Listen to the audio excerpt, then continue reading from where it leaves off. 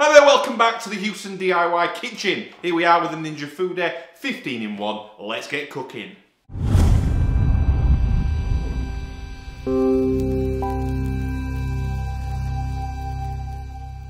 Okay, so we did the first video, which was the unboxing of this bad boy. Really impressive. Obviously, it's quite a beast. It's a lot bigger than I thought it would be. And maybe a little bit heavier as well, but it fits nicely there on the hob. You can see I've got it on a chopping board, ready to go there, looking good. So first up, we are going to make a stew. So a stew inside this Ninja Foodi. Usually what we do with stew, we'll either make a stew and have dumplings in the actual stew, or we'll use the stew inside a pie and make kind of a suet pastry. So in this video, I'm going to make the stew in here, and then we're going to top it off with a suet pastry and make a meat and potato pie. We'll cook the actual pie in the oven, but we'll do the prep of the actual stew in this. So my thinking, in the actual Ninja Foodi kind of recipe guide book, there is a casserole in there, a slow cooked casserole that uses beef. So I'm going to follow the kind of brief guidelines of that, but use my own ingredients basically. So very quickly, basically beef, onion, potatoes, carrots, garlic, some ale in there, it's an ale-based stew, along with some bay leaf, some beef stock, and that's about everything I think really in there. Obviously that cooks for hours, tenderises the meat, breaks down really nice. So I'm basically going to replicate what I usually do in a casserole dish for the stew inside the Ninja Foodi. First of all, I'll sear the meat, I'll seal the meat, so we'll brown it on all sides once we've chopped it up. So I'm using a beef brisket for this recipe. So we'll do that, we'll sear all the sides, we'll put the vegetables in, give them a good cook off, pour in the ale, pour in the stock, and then put the beef back in and leave it to slow cook. With my stew recipe with slow cookers, I've never been as impressed as when I've cooked them in a casserole dish in the oven. So I'm a little bit apprehensive. I think what we'll do, we'll see how it's going midway through the cook, and we might have to intervene perhaps. I was going to try and use the pressure cooker setting, but I'm a little bit scared first time using it, so I'm going to maybe not. But we'll see how the cooking goes with the slow cook. So what I'll do, let me just really quickly show you all the ingredients we're using. I'll then step through the kind of preparation, what we're doing. I'll show the cook, and then I'll jump in if I need to throughout, and then we'll come back at the end to here, and we'll do a bit of a summary.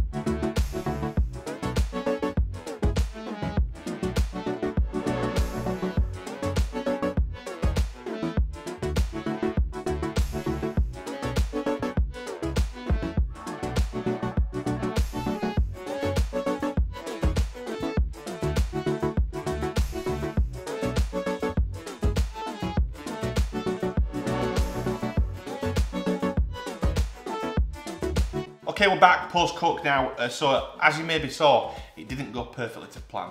Or, well, it kind of went how I thought it might. The slow cook was cooking the stew. The vegetables were really soft. The beef was softening up. With brisket, because it needs cooking for a long time to break down. We got a few hours in and the meat didn't seem like it was breaking up. It was a little bit tough. So at that point, I kind of panicked. And what I did is I put it into pressure cook mode. So we put it onto a pressure cook. And we pressure cooked that for 20 minutes and put it on the natural release. So it cooked for 20 minutes, stopped, and obviously used the pressure inside there to continue the cooking for the extra kind of 10, 11 minutes, I think it was. And that meat then came out absolutely spot on. So it was a little bit wetter than it would usually be when I normally do a stew. So what I did is I added some beef gravy granules in at the end, just to thicken it up a little bit more, and then it was perfect. We obviously added the stew into the pie dish, topped it with a pastry, cooked in the oven, and that was absolutely beautiful. I think if you have the right pie dish as well, you could cook the pie actually in there as well, on the tray perhaps, but you'd have to clean it out and then go again. So I didn't do that, we just cooked it in the oven as we normally would. So overall, in summary, the slow cook function does definitely work. It cooked it over a long period of time, got the vegetables soft, got the meat cooking. If it was maybe a different cut of beef, it might have been absolutely perfect. With brisket, it does need to be low and slow. Usually do it maybe for 4 or 5 hours, kind of minimum when I do it in the oven. So that's probably why it wasn't breaking down. But that pressure cooker setting, sorted it out, no problems whatsoever. I think the next time I do it in the actual foodie is I'll just use the pressure cooker setting anyway, and maybe do it for maybe the hour, an hour and a half, something like that. And hopefully that would work for just a general stew in there with the brisket. So what I'm going to do now is experiment a little bit more with the actual Ninja Foodi, and I'll post those videos on there. I've seen some recipes already, some chicken and chorizo ones, kind of a creamy one, and I've also seen a chili con carne. We'll try that out at some point. So those videos will be getting posted on the channel, either as shorts or we'll do some long videos just to show the full process. I probably will cover a pressure cook video in full, just because that'll be the first time I've done it, and just to cover that in some more detail. So hopefully you've liked the video. It's been informative if you're looking at the Ninja Foodi, looking for ideas, looking at how to do things properly and not make mistakes. I think with any food, anything in the kitchen, obviously experimentation is key, and that's exactly what we've done here with the Ninja Foodi with the stew. So if you have liked the video, please do give it a thumbs up, give it a like. If not for any reason, give it a thumbs down, give it a dislike. Any questions about what I've cooked, about anything else at all, the kitchen, anything at all, drop that in the comment section. I will reply to all questions and comments. And if you want to follow the Houston DIY channel for more food videos, tech reviews, product reviews, giveaways, and much, much more, hit that subscribe button, and I'll see you on the next one.